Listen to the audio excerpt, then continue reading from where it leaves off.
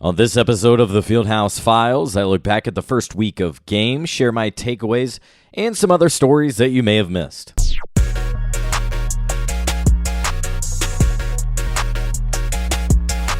And welcome into the Fieldhouse Files, the podcast where I take you behind the scenes with the Pacers, talk to individuals on and around the team, and tell you what you need to know. Well, we're 1 week into this, and the Pacers are 1-4, that lone win coming in Game 3 at home over the Detroit Pistons. So now they're currently on the road, a 5-game road trip, which is the second longest this season, only to a very rare 7-game roadie that will be after Thanksgiving. Just because of where the Pacers are, centrally located, they annually travel like among the fewest miles of all NBA teams because nothing generally is more than 2-3 hours away, right? You talk about Boston going to San Fran, that might be 6 pushing 7 hours, no more than about 4 for the Pacers. But a 7-game roadie will be tough after Thanksgiving, and currently on this 5-game one that ends in Brooklyn, but not with 1 game, but 2 games. So kind of a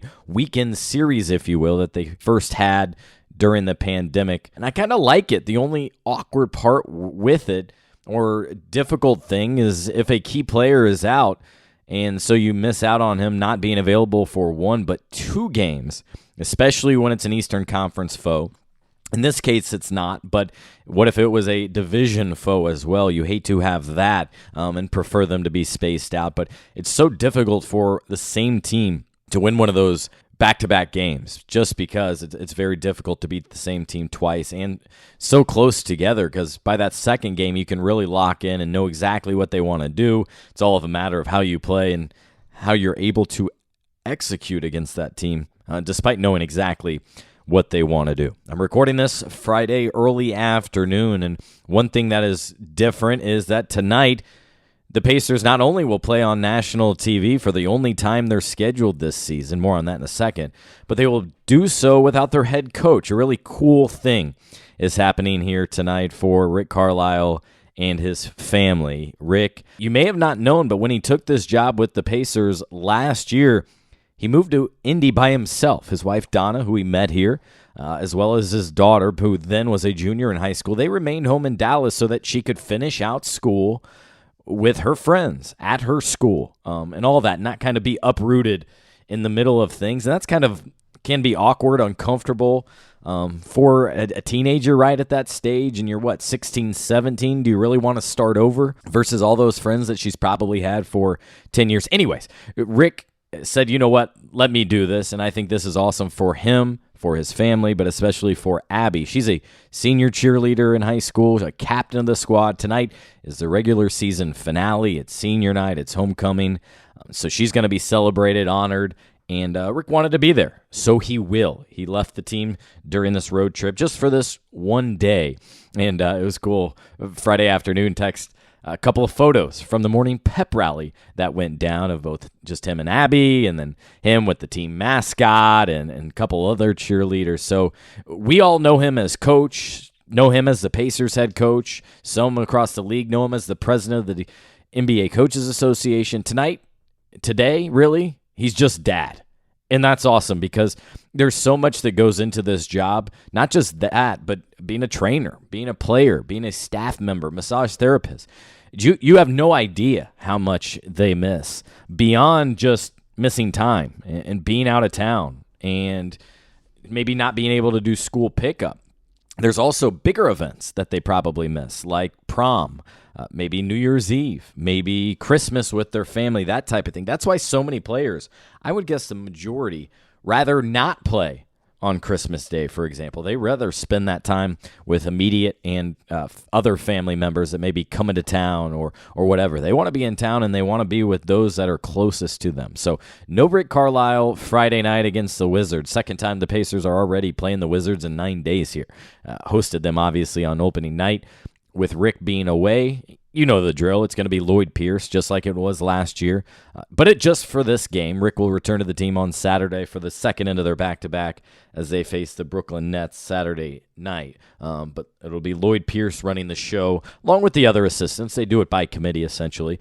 Friday night against the Washington Wizards. The previous game marked the return of Myles Turner. He returned Wednesday in a loss at Chicago and was just fine. Nothing memorable. He did have 4 blocks, which you come to expect with Myles game in and game out, but you could tell that he hadn't played with a lot of those guys. You could tell that he hadn't played in a meaningful game since January, and you could tell that he hadn't played at all for over 10 days or so.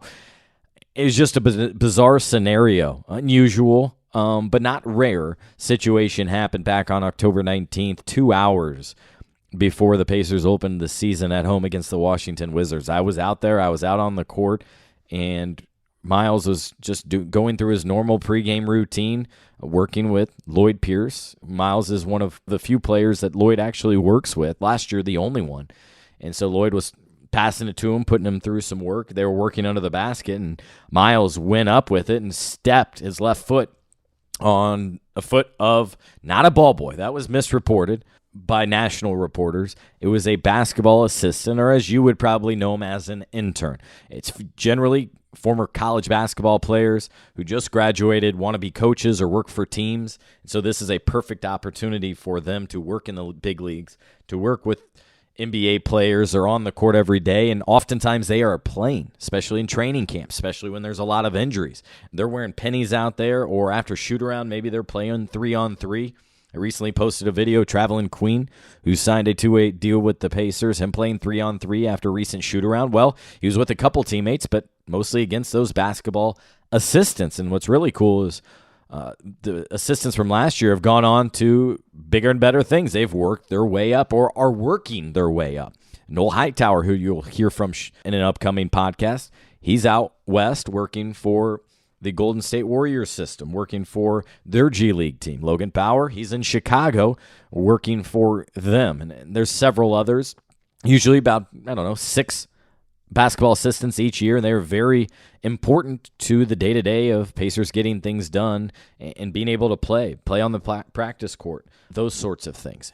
Nonetheless, just unlucky break for Myles, a brief setback. Fortunately, nothing awful. Fortunately, nothing significant. And fortunately, with it being to that same left foot as last year that he suffered a stress reaction to, and it kept him out for the final 39 games of the season, nothing correlated. Did not overlap with those injuries. That was to kind of the foot, the middle of the foot. This was just an ankle sprain that probably all of us have suffered doing something or tripping or, what have you.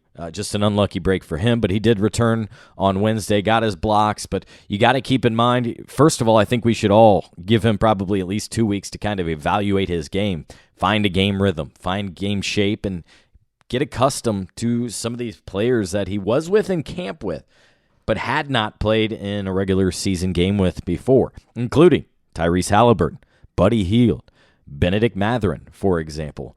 Those guys, Jalen Smith, you can add him to that bunch as well. And now the Pacers starting Turner and Jalen Smith. So, yes, Domantas Sabonis is gone. So Myles can be the featured big in there. Well, to try to retain, and they did Jalen Smith. They also promised him the starting 4 spot, which is not his natural position. He came in, told me last year at his first introductory media press conference that, no, he's played the 5 his entire life. He's been playing some 4, but 5's what he knows, so it's going to be a little bit for him to adapt. That's what he focused on this offseason. It's what he focused on in training camp as he played beside Myles, and then that's why I think in that first game, especially, the Pacers played so poorly. That was a bit of a sudden shakeup that none of the players were prepared for. It was Terry Taylor who actually started in Myles Turner's spot. He then played the 4, and Jalen moved to that 5 spot and was not productive playing that 5 spot, what he hadn't done and focused on over the last 6 months or so there. But that was the decision. Then a couple days later, they tweaked the lineup again. I guess until Myles returned, it was Isaiah Jackson and Aaron Nesmith who got the start, moving Chris Duarte to the bench, which I thought was interesting. Nesmith, more of a 2-way guy, also a lottery pick in 2020, like Tyrese Halliburton and like Jalen Smith. But that's another thing of many that they're trying to figure out this year. Myles back in the lineup, back able to do his thing. Now let's start to see here in a couple weeks how productive he can be and hopefully remains healthy, because he's a pivotal part to what the Pacers are trying to do, and the defense has been nothing short of atrocious. It was bad last year. It might be even worse this year. Again, though, small sample size. We're barely just over a week into this regular season. If you haven't checked it out on fieldhousefiles.com, I have a conversation with Trevelin Queen, the latest player to be added to the roster. Before that, it was Langston Galloway, who was eventually cut here before the opening night roster. Queen, though, signing a two-way deal last year. If you don't know much about him, he was a standout G League player. G League MVP, Finals MVP. He won a championship down with the Houston Rockets organization, the Rio Grande Valley Vipers. Immediately parlayed that into a 2-year non-guaranteed contract, partial guarantee, I guess I should say, with the 76ers. Got him $300,000, which is a really good deal for just a partial guarantee of a guy who once was homeless, who never thought he had a future in the NBA, and now is trying to make something of it. He's been in the league for several years, actually, since that 2020 season. Another one of those after he played at community college, junior college, and then 2 years at New Mexico State University. But you can read that conversation on fieldhousefiles.com. A couple other stories I've written about, but I also want to get in depth here before I share some more takeaways about this Pacers start. How about Bennedict Mathurin and what the Pacers did for him? I wanted to go in depth on this because I thought this was really cool. It was the day after opening night. After team practice, Rick Carlisle walked him down the hallway, around the corner, over towards the Pacers' locker room area, their private kitchen, and waiting on him was a special buffet. 4 entrees, some side dishes, but stuff he has not had, a special thing he has not had in over 4 years, which surprised me.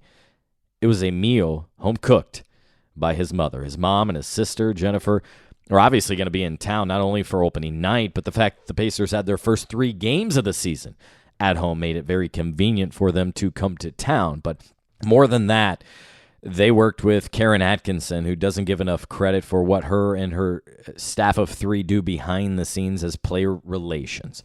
This is falling short of what she does, but I kind of refer to her as the team mom. Whatever they do, whatever they need, and whatever makes them comfortable, she does. So maybe it's needing a house. Maybe it's needing a new sofa. Maybe it's needing transportation for their wife or girlfriend. Or maybe it's making sure the family room at games is pleasant. I can go on and on. But this was cool. She hooked up with Benedict's mom and sister and said, hey, you know what? He won't shut up about a home-cooked Haitian meal. And if you read his story on the Players Tribune from about a month ago, you read that as well, where he said that it is elite, that it is his favorite meal.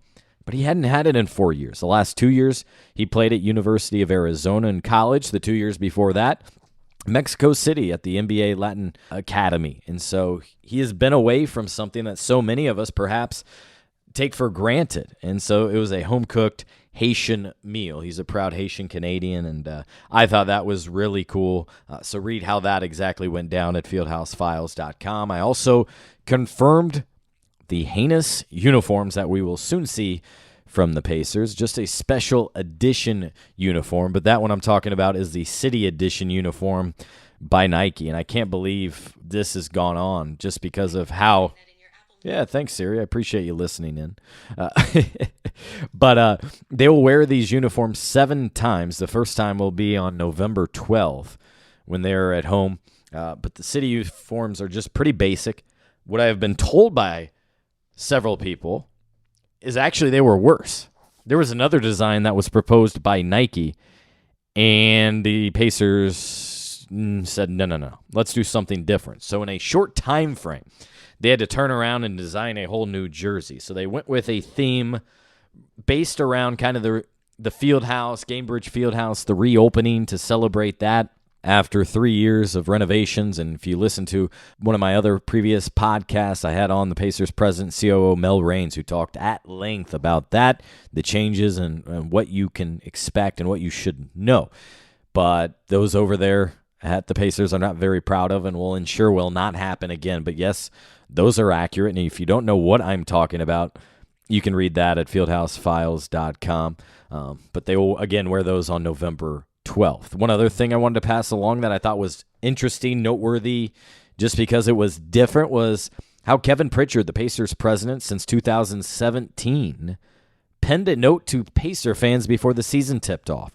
I always check out the Game Time program that's free and handed out at home games, and the first non-ad in the program, I think it was page 4, was a note written by Kevin Pritchard and a photo of him as well, basically explaining what this season is all about, how they have a new direction, how it is a rebuild, how it's not about wins, how it's about getting themselves right on a good, positive, productive path moving forward for fans to hang with them.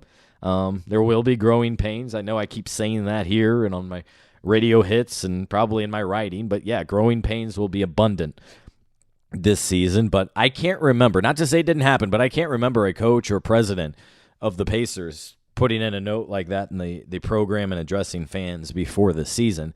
I thought it was important, though, actually. We don't hear from him much. He likes to stay in the background, talks a couple times each year, but I did want to pass along that. If you've watched Pacer games, you've known that the coaching staffs, yet again, are wearing team apparel for games, not suits or anything like that. And I always ask Rick Carlisle about that, not only because he's the Pacers head coach, because he's also the president of the Basketball Coaches Association. And so he was saying, yeah, overwhelming percentage of coaches, over 80%, wanted to stay like it is. And I like that because I like the uniformity of all that, how you look at the bench. And yes, while there can be 10, 12 assistants or staff members sitting behind the bench that look like a team, that's exactly what they look like, though, by the way. They're all wearing the same thing, maybe the same quarter zip, and they look as one. And the other big thing of that, especially on these road trips, is you don't have to think about what you're taking, and you don't have to pack a lot. I was talking with Chris Denary about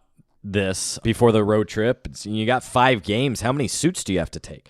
I would guess 3, maybe 4. Fortunately, guys, you don't really need 1 per each.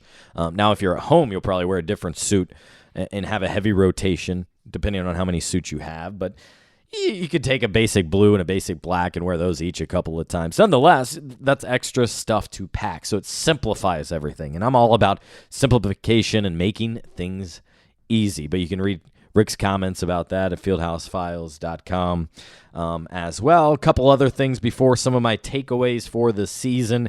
Malcolm Brogdon has come out and said almost everywhere, which is amazing. It seems like, now given I'm looking for it, but it seems like Brogdon is talking a ton. Maybe it's just because he's, a reserve and misses being the spotlight, but I've been surprised how many interviews he's done and how many have been claimed to be exclusives when he's reiterating the same thing.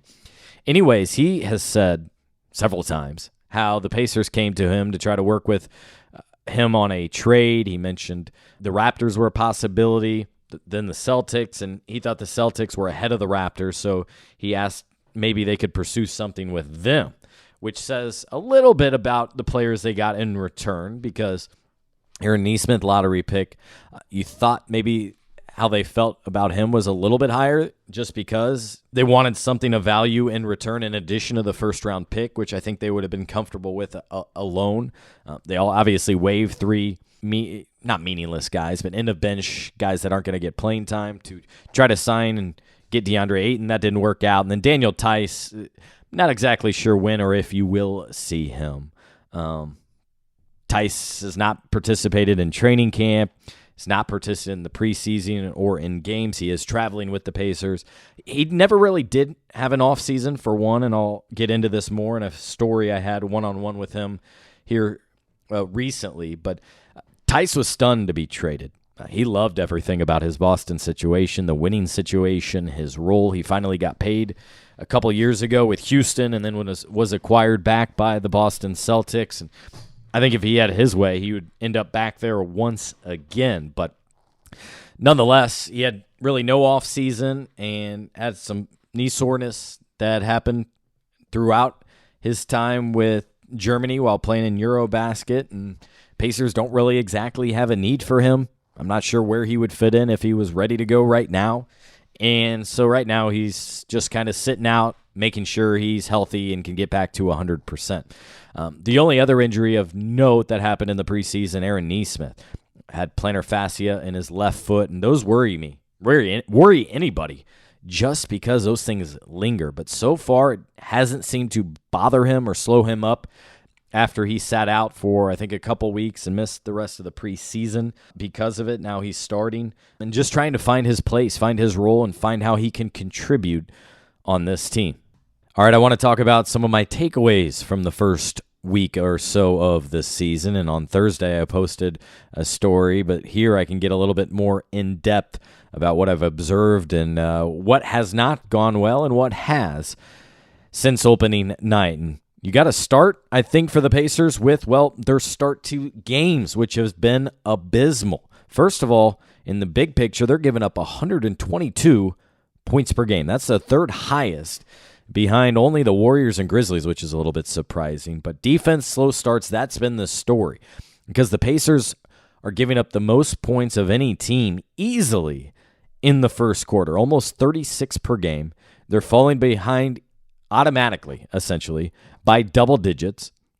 They're going into that second quarter with a 10-point deficit or greater. So they're falling behind and then having to spend the next several quarters fighting back, getting back. And it was ugly. The first, 2 games of the season, not having a lead whatsoever, I think, for 6 quarters.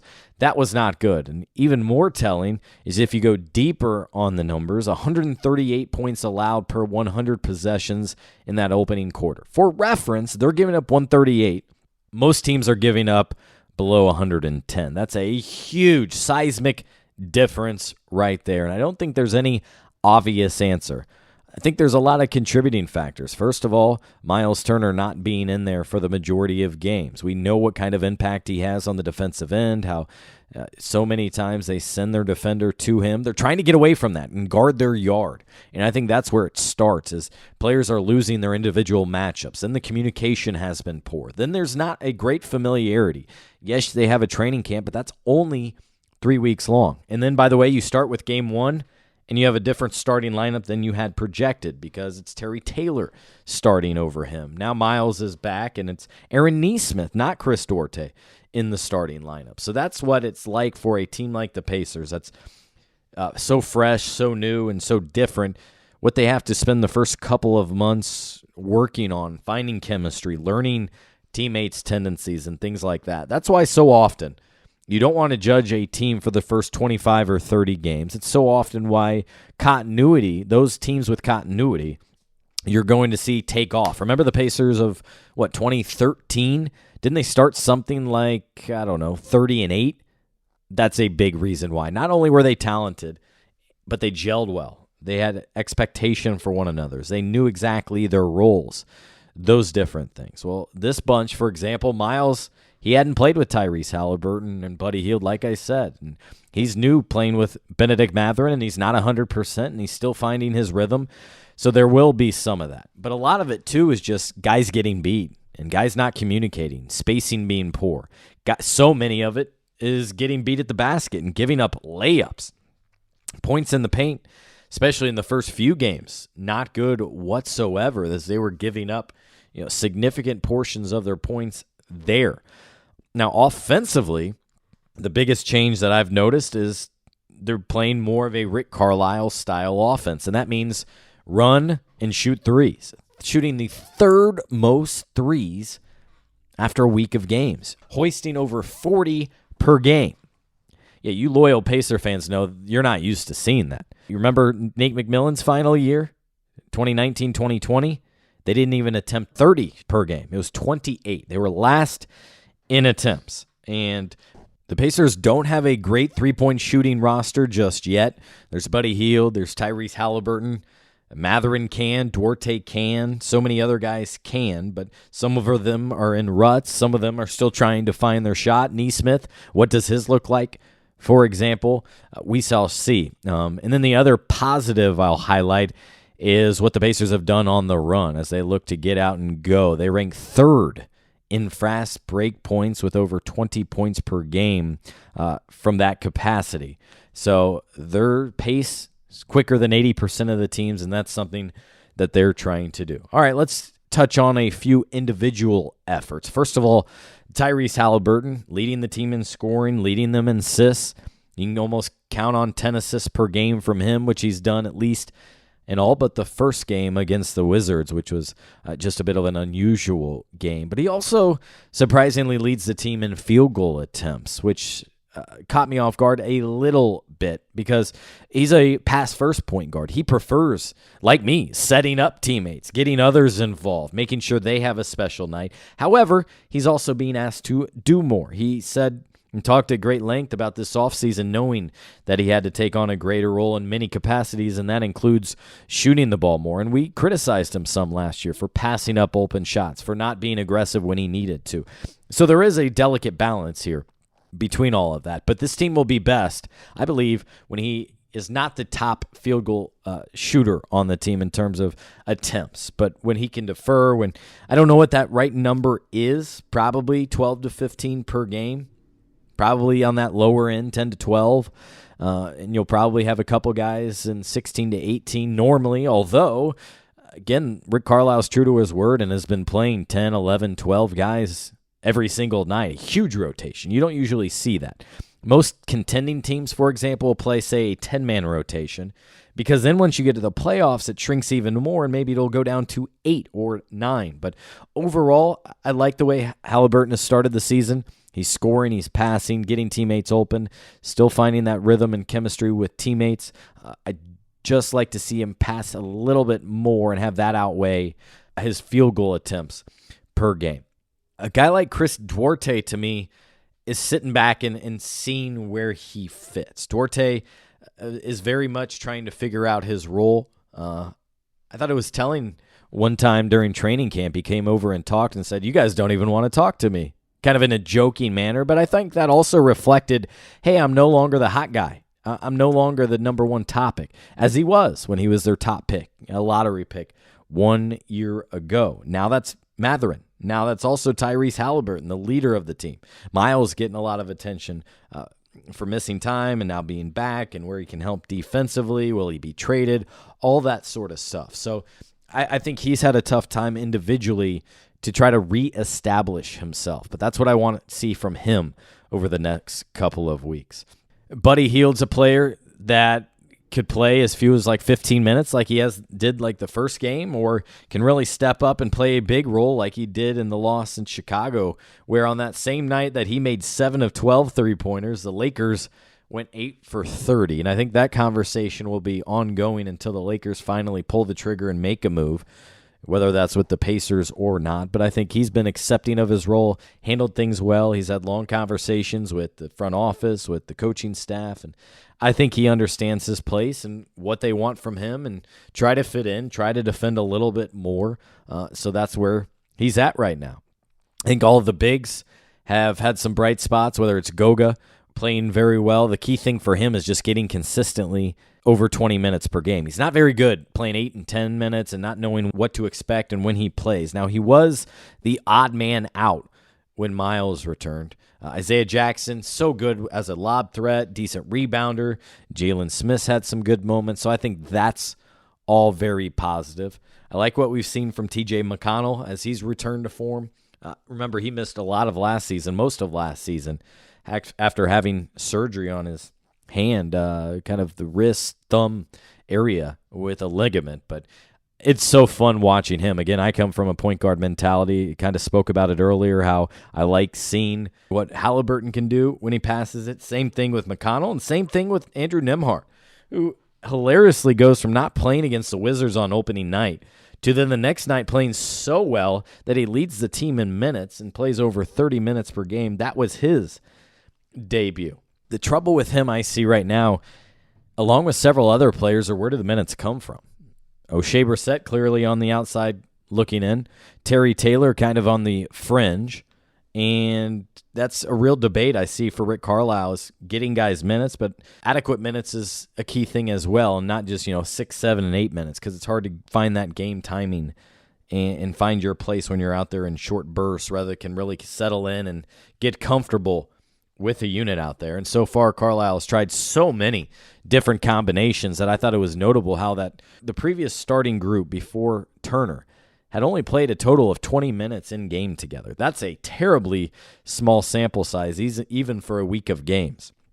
So you can't really have too much of a takeaway. And I think the reason why that group has played so short is because they've been unproductive and they've been outscored. And so, 4 and 5 minutes in each game, Rick's pulling somebody or two out to try to find a jolt of energy off the bench and change the feel of the game, and then he's never really going back to it later in the game or to finish games. The last guy I wanted to single out here was Bennedict Mathurin because of the start that he has been able to have. I mean, tremendous start for him. 19 against the Wizards, then back-to-back games of 26 and 27. He's easily good for about 15 points per game. I thought he didn't play very well against the Bulls, struggled a little bit, and still managed to finish with 15 points despite not making a three, and he's gone 1 for 10 from three over his last 2 games.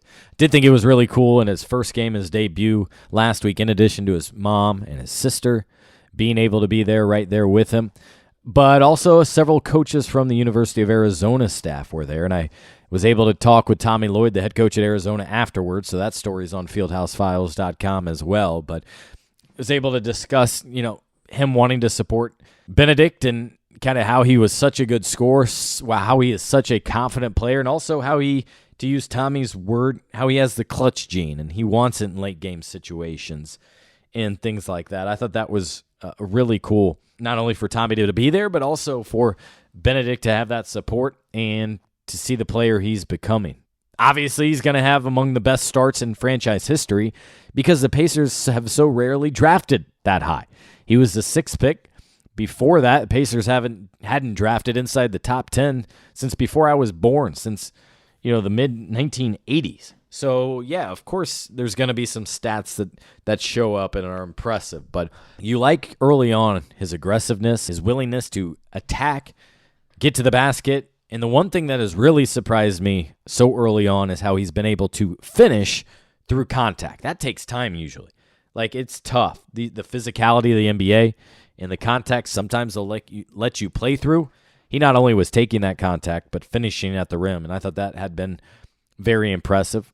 I don't mind him coming off the bench, especially for the first several months. I prefer that, actually, because from what we've seen thus far, when he does so, he's the featured guy. He can be that guy of the second unit. He thrives playing off TJ McConnell and Isaiah Jackson, by the way, as the big with that group. So I like that rather than, seeing him with the starters, later in the game or more of the starters, it kind of reminds me of last year when Halliburton joined the team and Brogdon played some.